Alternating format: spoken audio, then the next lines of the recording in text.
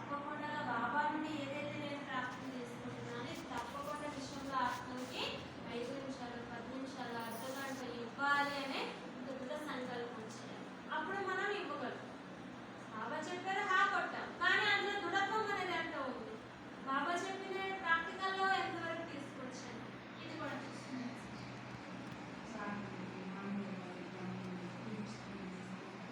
ప్రతి ఒక్కరు ఆత్మలే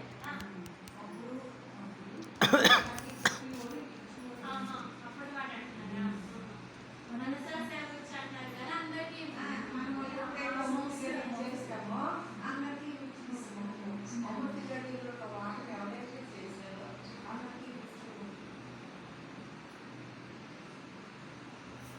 ऐसे ब्राह्मण जीवन की तस्वीर हो, మరి ఇలాంటి బ్రాహ్మణ జీవితం యొక్క స్థితి రూపం అనేది ఉందా?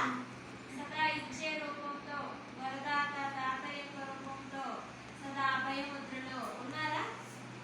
లేకపోతే వాళ్ళు అడిగినప్పుడు కదా ఉందా లేదో ఉన్నట్టు ఇప్పుడు నా దగ్గర ఉంటే కదా ఇవ్వగలను. మనం ఉండండి వెతుకుతాను అనుకొని ఫస్ట్ మనలో మనం ఉందా లేదని చెక్ చేసుకుంటాం, లేకపోతే మనం నింపుకుంటాం మళ్ళీ ఆత్మకి మనసేపు వెయిట్ చేస్తుందా? ఆ పిల్లలు వెయిట్ చేయదు. ఎందుకంటే వాళ్ళు ఇప్పుడు ఎలాంటి వాళ్ళంటే రావడమే ఏదో ఒకటి దొరుకుకోవాలి, ఏదో ఒక ప్రాప్తి లభించేయాలి. ఇప్పుడు వెనక ఎవరో వచ్చారు, ఎంతమంది వచ్చారు తెలియదు కానీ వచ్చారు మాత్రం. మనం అలా కూర్చున్నాం కదా, వాళ్ళు వచ్చారు. దానికో కూర్చున్నారు, ఇంకా యోగం కూడా పూర్తి వల్ల కళ్ళు తెచ్చినప్పుడు మరి అది లేదు. చాలా శక్తి